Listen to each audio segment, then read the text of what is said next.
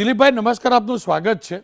દિલીપભાઈ, ગુજકો માસોલના તમારા જ સાથીદારોની સિગ્નેચરવાળો 1 વર્ષ જૂનો પત્ર વાયરલ થયો છે અને એ તમારા જ સાથીદારોએ એ સમયે તમારા ઉપર ભ્રષ્ટાચારના ગંભીર આરોપ લગાવ્યા છે. પત્રની હકીકત છે શું? આ પત્રમાં 10/5 લખાયેલી, પણ અમને ઓફિસમાં 15/5 આ પત્ર મળેલો ગયા વર્ષે, એટલે કે 15/5/23 રોજ આ પત્રની કોપી ઓફિસમાં મળેલી.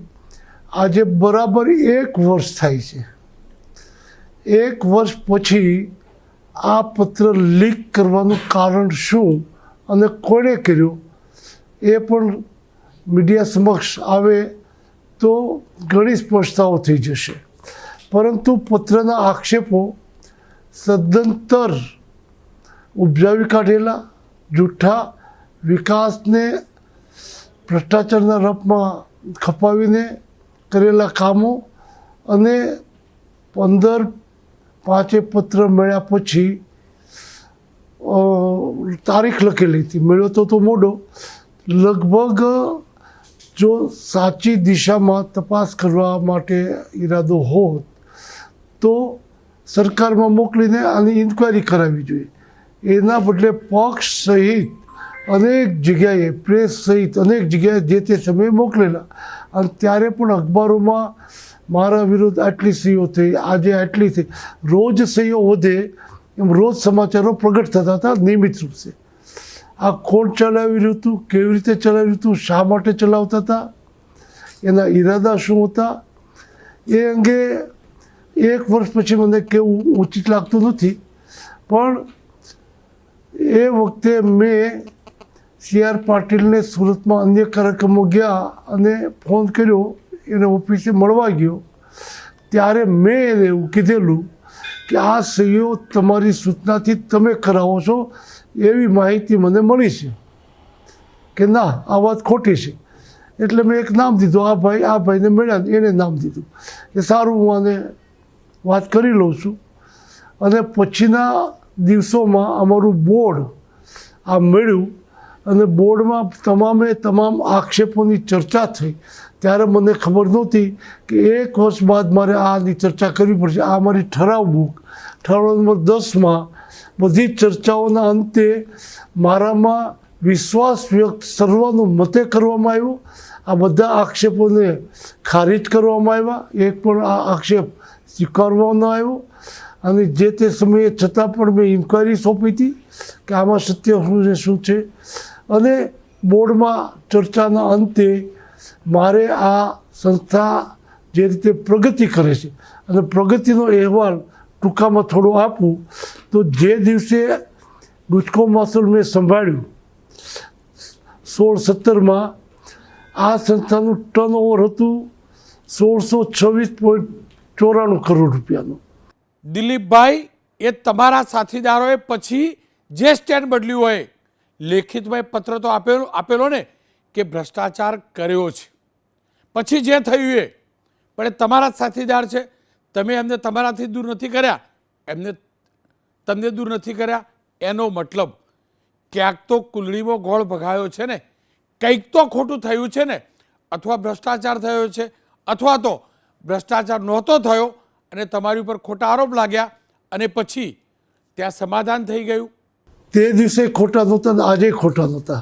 મેં શરૂઆતમાં કીધું, મેં CR પાટીલને મળીને કીધું કે તમારી સૂચનાઓથી આ સહીઓ થાય છે. તો પાર્ટીના અધ્યક્ષ કહે ત્યારે કોઈ હિંમત કરીને એને ના પાડે એ સ્થિતિ જે તે સમયે હતી ખરી રોનકભાઈ, આજે છે ખરી. અને એ સ્થિતિમાં આ સહીઓ થઈ અને હું CRને મળ્યો અને મેં એને કીધા પછી કે મેં આવું નથી કીધું, પણ જે કર્યું છે એને હું સૂચનાઓ આપું છું. અને ત્યાર પછી અમે બધા મળ્યા પછી બોર્ડ બોલાવ્યું અને બોર્ડમાં સર્વાનુમતે બધાએ કીધું તમારામાં અમે વિશ્વાસ વ્યક્ત કરીએ છીએ. આમાં જ્યાં કાંઈ ખોટું હોય એ જોઈ શકાય. પણ બોર્ડે ભૂતકાળમાંય સહયોગ આપ્યો હતો, ત્યાર પછીના બોર્ડમાં સહયોગ મળ્યો છે, માત્ર વચગાળો સહીઓનો છે. એનું પહેલાં બોર્ડ મળ્યું ત્યારે સર્વાનુમતે મંજૂર થયું હતું, ત્યાર પછી એ મંજૂર થયું હતું. તો ક્યારેય બહુમતીથી બોર્ડ મંજૂર કરાવ્યું હોય એવો એક પણ પ્રસંગ આદિ સુધી નથી. આ વચગાળાનો સહીઓનો સવાલ છે. નહીંતર બોર્ડમાં ક્યારેક તો મુદ્દો ઉઠે, પણ બોર્ડમાં ક્યારેય આ મુદ્દા ઉઠ્યા નથી. એટલે જે કાંઈ ગેરસમજ કહો, જે કાંઈ લાગણીઓ કહો, જે કાંઈ આદેશો કહો, વિપ શબ્દ તો આમાં ન હોય વાપરવાનો, પણ આ બધાના કારણે સહીઓ થઈ હતી. એનું સંકલન થઈને પ્રશ્ન પણ પતી ગયો. અને હું એમ કહું છું કે આ બાબતની તપાસ જેને આજે પણ કરવી હોય, આજે પણ કે તો રેકર્ડ ઉપર હોય બધું, તો કોઈ પણ કરી શકે છે. હું ઉડીને આંખે દેખાય, મેં એવું કીધેલું ચેરમેન થયો ત્યારે, અમદાવાદમાં ઓફિસ હતી કે આ કેટલા વિસ્તારમાં ઓફિસ છે કે 600 વારમાં. મેં કીધું ખેડૂતની ઓફિસ વારમાં નહીં વીઘામાં હોવી જોઈએ. અને મેં એ 4.5-5 વીઘામાં ઓફિસ ગાંધીનગરમાં બનાવી. તો જૂની ઓફિસ પણ દેખાય છે, નવી ઓફિસ પણ દેખાય છે. બીજું મેં કીધેલું કે આ સંસ્થાને મારે કોર્પોરેટ જગતનું મોડલ આપવું છે, આત્મા કોઓપરેટિવ રાખવો છે. તો આજે ગાંધીનગરની ઓફિસ કોર્પોરેટ જગતનું મોડલ છે. 22% ડિવિડન્ડ આપવાનો મારો નિર્ણય, આ બોર્ડનો નિર્ણય, આ સંસ્થાનો નિર્ણય. તો એ કોઓપરેટિવનો આત્મા છે. આ બધી આવક એ મારા પરસેવાથી નથી, બોર્ડના ડિરેક્ટરનો સહયોગ, એની દૃષ્ટિકોણ, નવા પ્રોજેક્ટો મંજૂર કરવા, એ મંજૂર કરેલા પ્રોજેક્ટને અમારા અધિકારીઓ દ્વારા, કર્મચારીઓ દ્વારા સફળ કરવા માટેની કામગીરી, એ બધાના સંકલનના કારણે અમે 22% ડિવિડન્ડ આપી ગયા. દિલીપભાઈ, ગુજકો માસોલના હાલના તમારા સાથીદાર સહિતના અનેક લોકોએ આરોપ લગાવ્યા છે કે તમે સહકારી સંસ્થાઓમાં રીતસર વંશવાદ ચલાવ્યો છે, ભાઈ ભતીજાવાદ ચલાવ્યો છે. ત્યાં સુધી કે જે સભ્ય કોપ કરવાના હોય ને એ પણ તમે તમારા પરિવારના સભ્યને બનાવ્યા છે. એટલું જ નહીં, તમારા પુત્રને તમે ઇફકોમાં સભ્ય પણ બનાવ્યો છે. દિલીપભાઈ, આ કેટલું યોગ્ય મને કોણ? વિના સહકાર નહીં ઉદ્ધાર. સહકાર તો લોકો માટે હોય ને, માત્ર પરિવાર પૂરતો તો ન હોય. અચ્છા, મને આની સ્પષ્ટતા પછી પરિવારની વાતની કહીશ કે 1981માં અમરેલીમાં સૌ પ્રથમ વખત જ્યારે સહકારિતામાં પ્રવેશ કોઈ કરવા નહોતું દીધું, ત્યારે મેં પહેલી વહેલી સંસ્થા બનાવી, સંઘાણી ક્રેડિટ કોઓપરેટિવ સોસાયટી. આજે 3 માળનું બિલ્ડિંગ એ અમરેલીમાં સંઘાણી ક્રેડિટ કોઓપરેટિવ સોસાયટીનું ઊભું છે અને ખૂબ સારી રીતે કામ કરે છે. આ સંઘાણી ક્રેડિટ સોસાયટીમાંથી હું જ્યારે અમરેલી બેંકમાં ડિરેક્ટર તરીકે બન્યો, ત્યાર પછી મેં નિર્ણય કર્યો કે સંઘાણી ક્રેડિટ સોસાયટીના પ્રમુખ હવે અમરેલી શહેર ભાજપના પ્રમુખ હશે, એ પ્રમુખ હશે. 1, 2, 3, 4 પ્રમુખો ટર્મ વાઇઝ બનતા ગયા.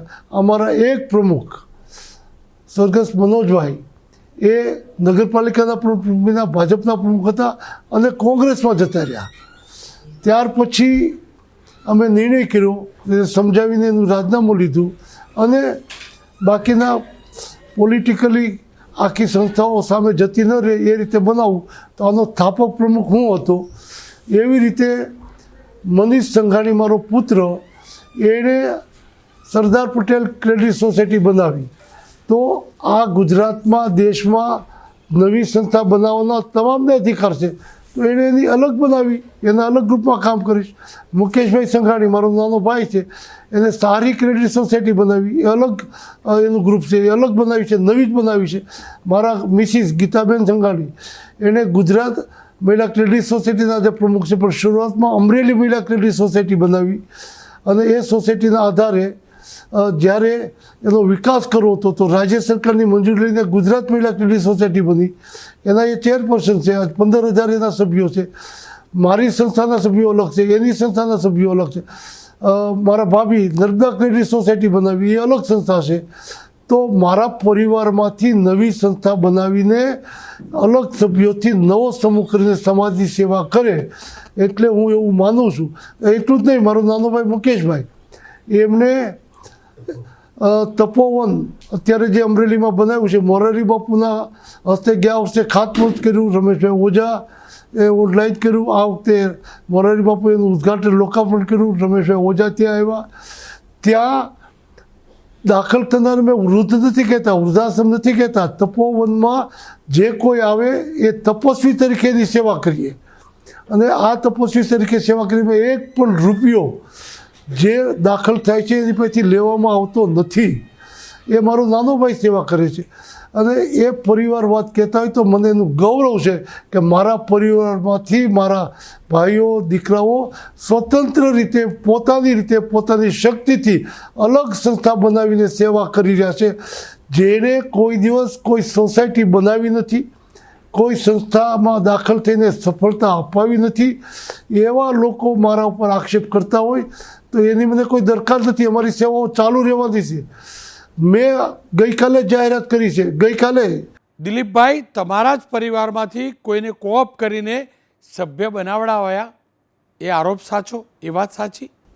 મારા પરિવારમાંથી કોઈ કોપ નથી. જે ગયા વર્ષે હતા આ બોર્ડે નક્કી કર્યું કે એને ચાલુ રાખવાના, તો બંને સભ્યો ગયા વખતે હતા એ ચાલુ રહ્યા છે. કે બોર્ડ બદલ્યું નથી, એનું બોર્ડ છે તો બોર્ડનો અધિકાર છે મારો.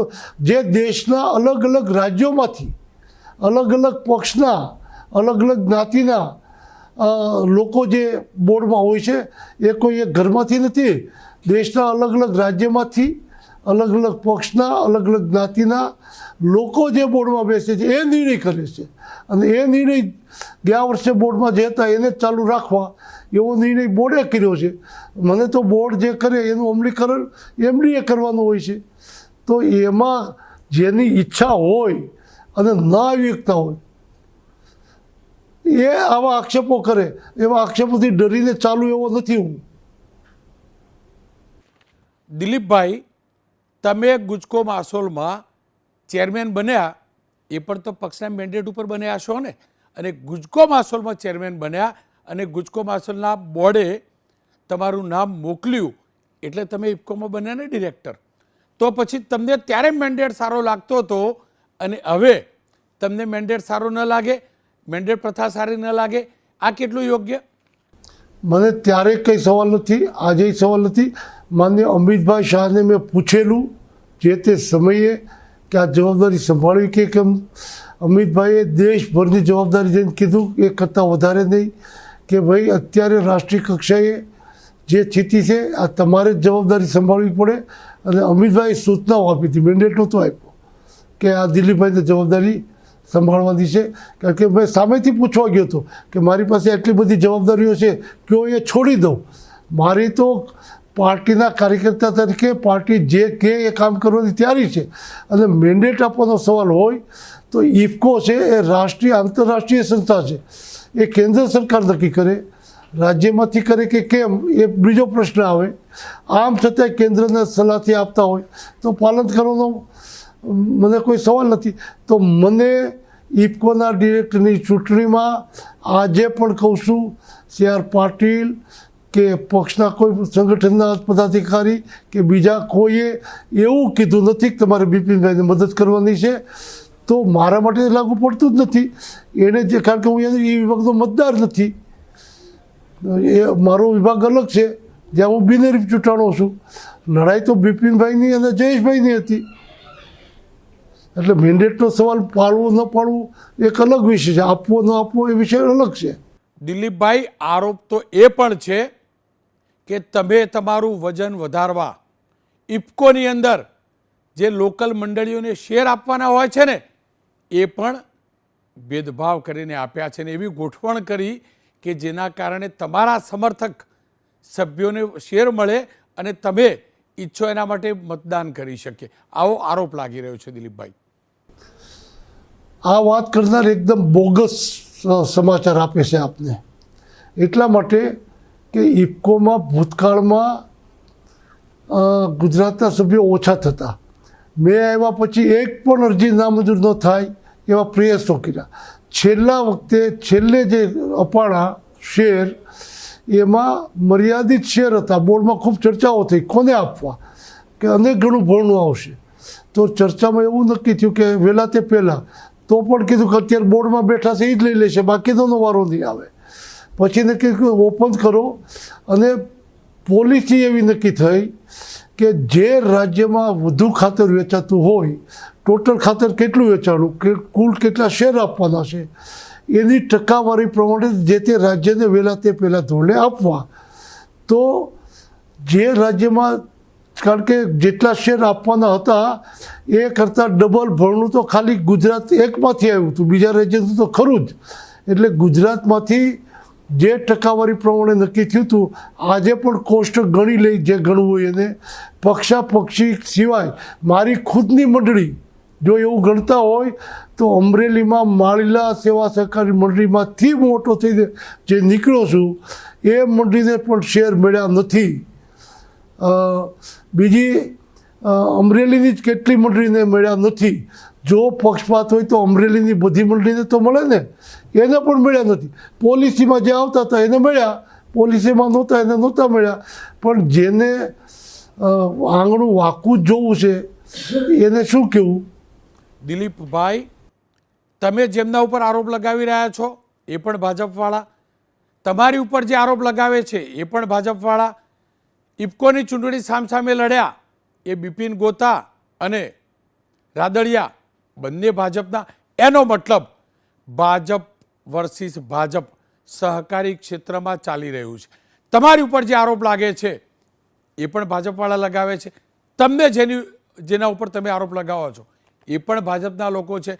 દિલીપભાઈ, બે ગ્રુપમાં વહેંચાયું છે, માનવું પડશે ઇફકોની આ ચૂંટણી પછી. એક જયેશભાઈ રાદડિયા ગ્રુપ જેમને તમે સમર્થન કરો છો, અને બીજું ગ્રુપ બિપિન ગોતાનું, અને એ સહકાર મોરચાના બીજેપીના અધ્યક્ષ છે. કેમ આ પ્રકારની જૂથબંધી તમારા જ પક્ષમાં ભાજપમાં છે?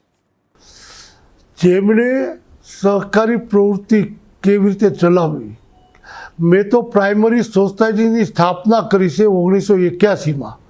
તેથી ભાજપ સહકારિતામાં ક્યાં હતું એ થોડી તપાસ કરવી પડે. સૌથી પહેલાં સહકારી મંડળીની સ્થાપના કર્યા પછી એને સફળ બનાવી છે, અપના બજાર બનાવીને સફળ બનાવ્યું છે. ત્યાંથી જિલ્લા બેંકમાં 21 બ્રાન્ચ હતી ત્યારે સંભાળી, એમાંથી આજે 71 બ્રાન્ચ કરીને સફળ બનાવી છે. ત્યારે 18% વ્યાજે ખેડૂતોને પૈસા અપાતા, દેશમાં પહેલી વખત 18%માંથી 17, 16, 15, 14, 13, 11. દિલીપભાઈ, સહકારી ક્ષેત્રમાં તમારા પદાર્પણ ઉપર સવાલ નથી. સવાલ અહીંયા એ છે કે સહકારી ક્ષેત્રમાં ભાજપ વર્સિસ ભાજપ થઈ ચૂક્યું છે. તમારું નિવેદન હોય કે તમારા સમર્થકોનું કે તમારા સામેવાળાનું, ભાજપમાં સહકારી વિભાગના ભાજપના નેતાઓમાં ભડકો થઈ ચૂક્યો છે. આ હકીકત છે. નહીં, ભાજપ વર્સિસ ભાજપ નથી. ભાજપ સફળતા વિરુદ્ધ અસફળ અથવા તો કર્યું નથી એ જોઈ ન શકે એવા લોકો આ પ્રશ્ન ઉઠાવે છે. જેણે કોઈ દિવસ સહકારી પ્રવૃત્તિની દ્વારા લોકોની સેવા કરીને સંસ્થાને મજબૂત કર્યું હોય એવા લોકો જો કહે તો સમજી શકાય. તો એ તો જે અમારો પ્રવેશ કરતા હોય, આવતા હોય, એ દરમિયાન સીધી જ અપેક્ષા રાખે કે મારે આ જગ્યાએ બેસી જવું. હવે એની સફળતા ન હોય, આવડત ન હોય, બેસી ન શકે અને આક્ષેપો કરે. એ કરતાં શીખવું જોઈએ કે આ પ્રવૃત્તિને કેવી રીતે મજબૂત કરવી જોઈએ, કેવી રીતે કામ. મેં આ બધા વિવાદો વચ્ચે ગઈકાલે મેં નિર્ણય લીધો કે હવે ચૂંટણીઓ પૂરી થઈ ગઈ, સત્તાઓ મળી ગઈ, તો રાજ્ય સરકાર ને કેન્દ્ર સરકાર, માન્ય મોદી સાહેબ અને અમિતભાઈ, અહીંયા ભૂપેન્દ્રભાઈ, જે ગ્રામ્ય કક્ષાની યોજનાઓ બનાવે છે, મોદી સાહેબે સૂત્ર આપ્યું છે સહકારથી સમૃદ્ધિ, આત્મનિર્ભર ભારત કેવી રીતે સફળ બનાવાય. તો સહકારથી સમૃદ્ધિ ગ્રામ્ય કક્ષામાં બનાવ્યું હોય તો ગામડાઓમાં પ્રાઇમરી સોસાયટી છે, પેક્સ માટે અનેક યોજનાઓ બની છે. આપના માધ્યમથી આ વાત મુદ્દો હું થોડો સ્પષ્ટ કરવા માગું છું. રોનકભાઈ, ખૂબ ઉપયોગી થાય, ખૂબ ઉપયોગી થાય. તો ખાલી સહકારી મંડળીથી ગામડું સમૃદ્ધ ન થઈ શકે, એને યારે પંચાયત પણ જોઈએ. ગ્રામ પંચાયત, સરપંચ, પંચાયત આ બે સાથે મળીને કામ કરે તો જ થઈ શકે. કારણ કે પંચાયત જુદી હાલે, ગ્રામ પંચાયત સહકારી મંડળી જુદી હાલે તો સંકલન ન થાય.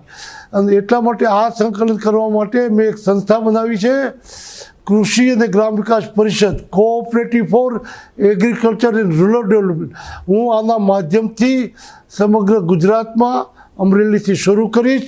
પંચાયત અને સહકારી મંડળી સાથે મળીને સરકારની યોજનાઓ એના છેવાડાના લાભાર્થીઓને લાભ આપીને વિકાસ અને આર્થિક સમૃદ્ધિ માટેની યોજનાઓ જે તેને પહોંચાડવાનું કામ હાથમાં લઈને કામ કરવાનો છું.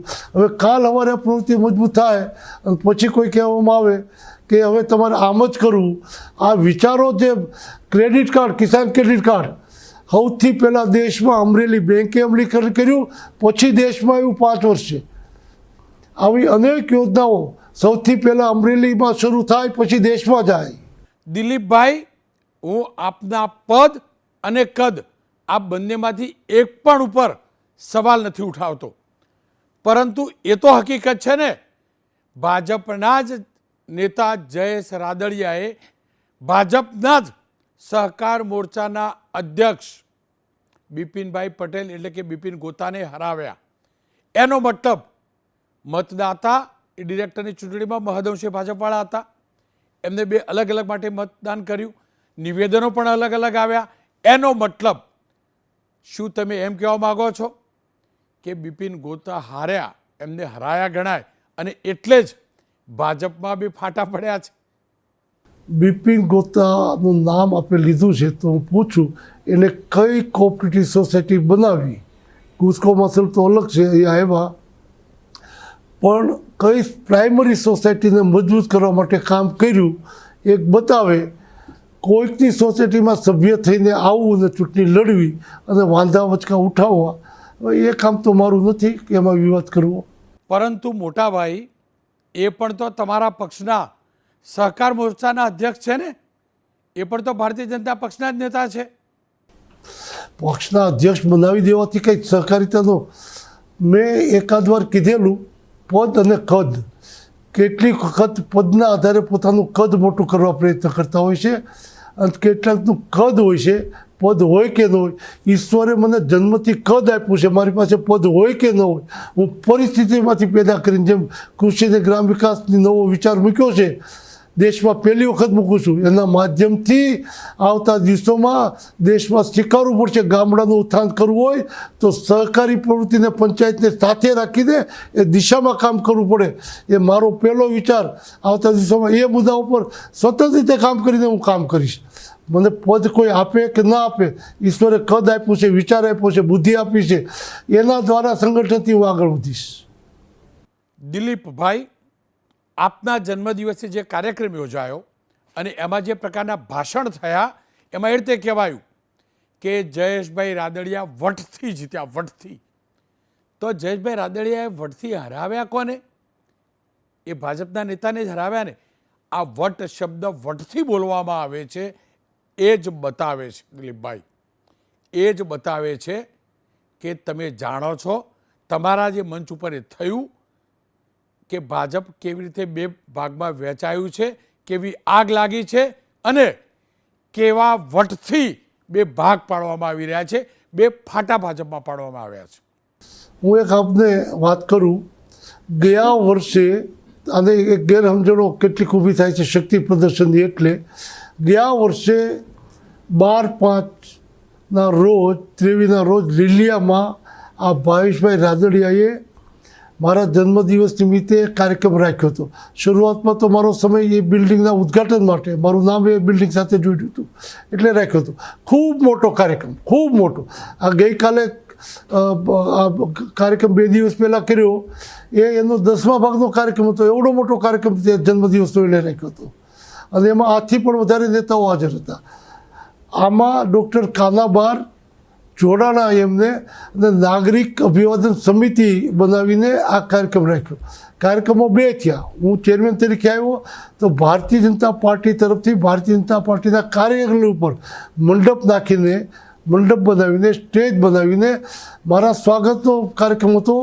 એ ચેરમેન તરીકે આવ્યો એટલે તો એ તો ભારતીય જનતા પાર્ટીએ કાર્યક્રમ કર્યો હતો.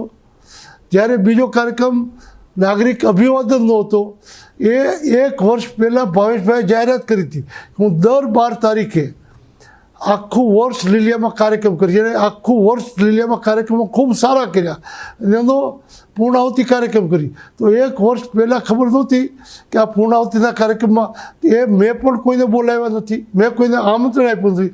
સંપૂર્ણ ડૉક્ટર કાનાબાર અને ભાવેશભાઈ રાદડીએ આયોજન કરીને કોને બોલાવવા કોને એ જી. હું ફરીથી કહું છું, આપના જન્મદિવસનો એક કાર્યક્રમ હતો. હું ભૂલથી પણ એને શક્તિ પ્રદર્શન ન ગણાવું. હું જાણું છું તમારી લોકપ્રિયતા છે જ, એટલે હું શક્તિ પ્રદર્શન ન ગણાવું. પણ મારો સવાલ એ જ છે કે વારંવાર ત્યાં આગળ નેતાઓ જયેશભાઈ વડથી જીત્યા આવું કહેવાની જરૂર શું પડી? અને એવી રીતે કહેતા હતા કે આપણે કહેते ભારતે પાકિસ્તાનની ટીમને હરાવી હોય મેચ અને કહેતા જોયું વડથી પાકિસ્તાનને હરાવી દીધું. ચલો ક્રિકેટની ભાષાની રાજનીતિની ભાષામાં કહું તો ભાજપના નેતા કેવી રીતે કહે જોયું પેલા કોંગ્રેસવાળાને વડથી હરાવી દીધો, વડથી ચૂંટણી જીત્યા. અહીંયા તો ભાજપના જ નેતાને હરાવ્યો હતો, છતાં પણ વડથી જયેશભાઈ જીત્યા આ શબ્દનો ઉપયોગ કરવો એનો મતલબ શું સમજવો દિલીપભાઈ? ભાજપના નેતાઓમાં કોણ બોલ્યું મને યાદ નથી, કારણ કે હાજર હતા આરસી ફળદુ, રૂપાલા સાહેબ અને નીતિનભાઈ અને હું. બાકી તો કોઈ મોટા નેતાઓ હતા નહીં. તો કોઈને વળતી પણ જીત જે હતી, જે સંઘર્ષ જે રીતે થયો. જુઓ, નેતાઓ બોલ્યા હતા એ હકીકત છે મંચ ઉપરથી, અને એ તમારા સોશિયલ મીડિયાની લિંક ઉપર પણ છે અને મારા ત્યાં જે સ્પીચ હતી એનો ટુકડો પણ છે, એ હિસ્સો પણ છે. વટ શબ્દનો ઉપયોગ જાણી જોઈને વટથી કરાતો હતો ને એ દિલીપભાઈ દેખાતું હતું. તો વટથી એટલા માટે કે ઓફિશિયલી નામે જેને જાહેરાત કરી હોય એને 67 મત આવે અને વ્યક્તિગત રીતે જે લડ્યા હોય જયેશભાઈ એને 113 મત આવે. તો સ્વાભાવિક બેનું ગણતરી કરી આવડો મોટો ડિફરન્સ હોય તો જયેશભાઈનો વોટ કહેવાય જ. હું પણ ફરી વખત કહું છું કે જયેશભાઈનો વોટ અને એને અભિનંદન. દિલીપભાઈ, તમે એ પણ કહેલું કે સવારે કોંગ્રેસમાં હોય, બપોરે બીજેપીનો ખેસ પહેરે અને પછી એમને પદ આપી દેવામાં આવે. મારે એક્ઝેક્ટલી આ સમજવું છે, આ તમે કોના માટે કહેવા માગતા હતા? કયા વ્યક્તિ માટે કહેવા માગતા હતા? કયા નેતા માટે કહેવા માગતા હતા? કોણ એવું છે જેમને આવી રીતે ખેસ પહેરાવાયો, એનો આક્રોશ છે, નારાજગી છે, એ વિશે તમે શું કહેવા માગતા હતા? અને બીજો પણ સવાલ એ પણ તો છે ને, આ બધું રાતોરાત તો થયું ને દિલીપભાઈ? તમે તો મજબૂત નેતા છો, કદ્દાવર નેતા છો, તમારે પણ તો રોકવું જોઈતું હતું ને? તમારે પણ તો પક્ષમાં કહેવું હતું ને કે ભાઈ કાર્યકર્તાઓના હિતમાં ખોટું થઈ રહ્યું છે, કાર્યકર્તાઓનું અહિત થઈ રહ્યું છે. કેમ દિલીપભાઈ એ વખતે તમે વચ્ચે ન પડ્યા? કેમ એ વખતે આ ભરતી મેળા ના રોક્યા? અને પછી જ તમને અહીંયા આ ભરતી મેળા ઈલું દેખાવા લાગ્યા ત્યારે કેમ ન રોક્યા તમે? એમણે કીધું હતું કે ભાજપને નુકસાન થાય છે ઈલું. તો મેં એના અનુસંધાને કીધું કે ભાજપ લડે તો જયેશભાઈ ભાજપના ધારાસભ્ય છે, તો મારું ઈલું નુકસાન કરે ભાજપને કે સવારે તમારે જે આવ્યા હોય ભાજપમાં, બપોરે ભાજપમાં આવ્યા હોય અને બપોર પછી મંત્રીના શપથ લીધા હોય તો એ કાર્યકર્તાઓને નડે. તો કાર્યકર્તામાં ગુજરાતભરમાંથી કહું છું આપના માધ્યમથી, ગુજરાતભરમાંથી હું જીત્યો એના અભિનંદન આવ્યા, એના કરતાં ઈલું વાળી જે જવાબ હતો એ ગુજરાતના કાર્યકર્તાઓ દ્વારા વધુ અભિનંદન મને એના આપ્યા છે. જે ગુજરાતના કાર્યકર્તાઓમાં પીડા હતી, જે મેં અંદર દર્દ હતા, એ પોતે નહોતા બોલી શકતા, પણ કોઈ બોલે તો એને સમર્થન આપીને એનું જે અંદરનો બળાપો કહેવાય કે અંદરની દુઃખ દર્દ કહેવાય કે અંદરની પીડા કહેવાય, પોતાની લાગણી કહેવાય, એ બતાવી છે. આટલો સર્વે કરીને જેણે આ દિશામાં કાર્યકર્તાઓને પીડા છે એ દૂર ન થાય તો આવતા દિવસોમાં ભાજપનું જે નુકસાન ખાળવું હોય એ ખાળી નહીં શકાય. એ ખાળવું જોઈએ, હું મારો સ્પષ્ટ મત છે. હું ભારતીય જનતા પાર્ટીની સ્થાપના પહેલાં જનસંઘથી સંઘનો સ્વયં 67નો છું અને હવે મારે આ પાર્ટીમાં જે નવા કાર્યકર્તાઓ હોય એને પીઠ થપડાવીને મદદ કરવાની છે. એ હું બહુ સ્પષ્ટમાં છું. અમરેલીમાં અમે ABC અમે દરેકને મદદ કરીએ. દિલીપભાઈ, આ ભરતી મેળા માત્ર ગુજરાત પ્રદેશ ભાજપમાં થયા છે એવું નથી, આખા દેશમાં થયા છે. તમારા પક્ષનો આંતરિક મામલો છે, પણ કેમ કે સાર્વજનિક પ્લેટફોર્મ પરથી તમે આ નિવેદન આપો છો એટલે જ પૂછું છું. આખા દેશમાં થયા છે ને આ ભરતી મેળા તો? આ તો અમને કીધું કે યુનિવર્સિટી ભાજપને નુકસાન કરે છે, એટલે મેં તો જયેશભાઈના સંદર્ભમાં કીધું કે જયેશભાઈને જીત્યા એ કંઈ નુકસાન છે, એ ભાજપના ધારાસભ્ય છે. સંકલન કરવાની જરૂર હતી પહેલાં. આજે મેં નાફેડનું કર્યું. આવતીકાલે હું એ કહેવા માગું છું કે ગુજરાતમાં જેવા ભરતી મેળા થયા અને ખેસ પહેરે એને પદ અપાયું, એ જ રીતે દેશમાં અનેક નેતાઓ છે જેમને પદ અપાયું એટલું નહીં, કોંગ્રેસમાંથી રાજીનામું આપીને આવ્યા, ભાજપનો ખેસ પહેર્યો, એમને મંત્રી પણ બનાવવામાં આવ્યા છે. હું દેશની વાત કરું છું, રાષ્ટ્રીય લેવલે આ પણ તો થયું છે. ત્યાં પણ તો ભરતી મેળા થયા નથી દિલીપભાઈ. ત્યાં કાર્યકર્તાઓનું દુઃખ નહીં થયું હોય, ત્યાં નારાજગી નહીં થઈ હોય, ખાલી ગુજરાતના જ કાર્યકર્તાઓની નારાજગી થઈ દિલીપભાઈ, અને એનું જ તમને દર્દ થયું. સંદર્ભ કાર્યકર્તાઓમાં લાગણીનો આવ્યો. મેં તો સંદર્ભ ત્યારે જે કીધો એ જયેશભાઈનો કીધો હતો કે એણે કીધું સહકારિતામાં ઈલું નુકસાન કરે છે. તો સહકારિતામાં આને ઈલું કહેવાય. નાસ્કોપમાં હું ચૂંટાણો ત્યારે અમે 4 ભાજપના હોઈએ.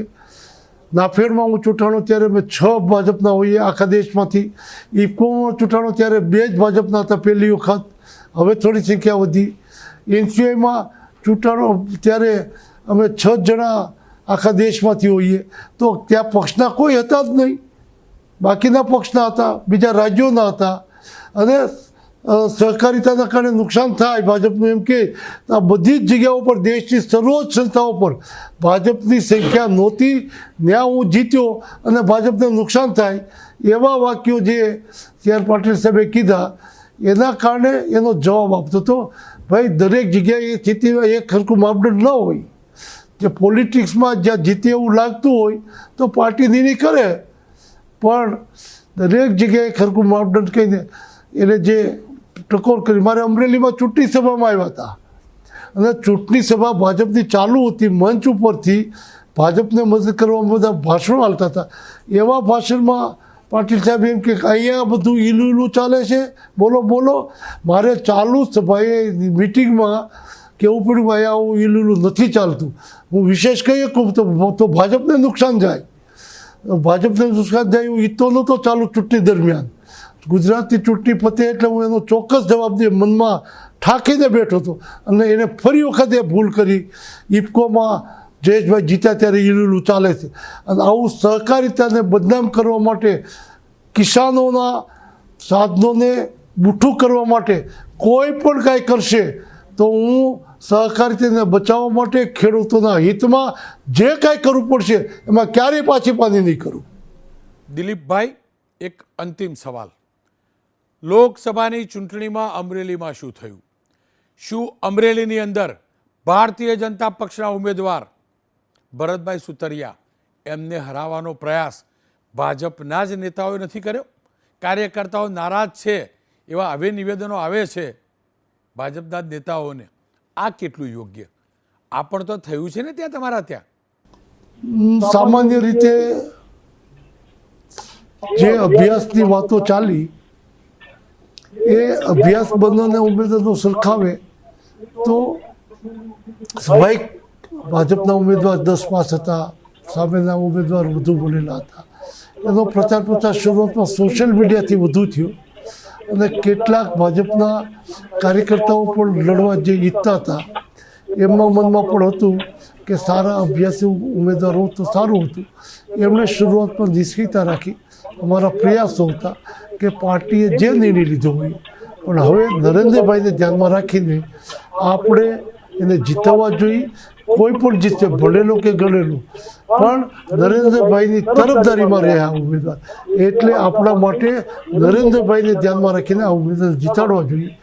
એ અમારા પ્રયાસો રહ્યા. એવા પ્રયાસોમાં આવીને કંઈક ઈલું આ CR પાટીલ સાહેબ. હવે આ સ્થિતિનું માનસિકતા હોય, મને લાગે કે સહકારિતામાં એમણે આવી દખલગીરી કરવી જરૂરી નહોતી. શું ગુજરાત ભાજપ 2 ભાગમાં વહેંચાઈ ચૂક્યું છે? એક CR પાટીલ એમનું સંગઠન અને એમના સમર્થક ભારતીય જનતા પક્ષના નેતાઓ અને બીજા દિલીપભાઈ સંઘાણીના સમર્થકો સહકારી આગેવાનો, શું ભારતીય જનતા પક્ષમાં ગુજરાતમાં બે ફાટા નથી પડી ચૂક્યા? તમે શું કહેવા માગશો? ના ના, હું ભાજપ સમર્થક છું. સી આર પાટીલ અમારા પક્ષના પ્રમુખ છે.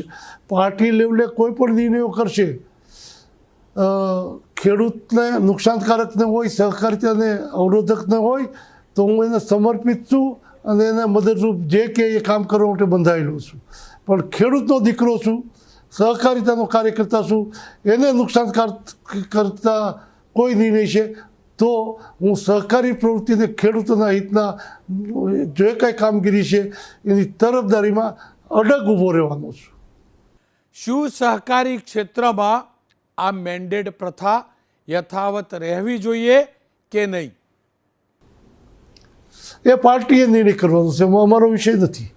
જુઓ, પક્ષના નિર્ણય વિરુદ્ધ તો ઇફકોની ચૂંટણીમાં પણ તો થયું ને.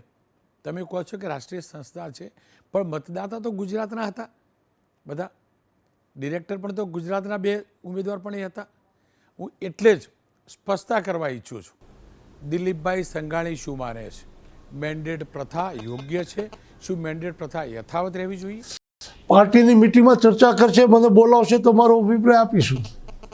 દિલીપભાઈ, આપનો ખૂબ ખૂબ આભાર અને ફરી એકવાર ખૂબ ખૂબ શુભેચ્છા. ઇફકોમાં આપ ચેરમેન બન્યા અને સ્વાભાવિક રીતે જ એક ગુજરાતી ચેરમેન બને એનું ગર્વ હોય. ફરી એકવાર ખૂબ ખૂબ શુભેચ્છા. આભાર. આપનો આભાર.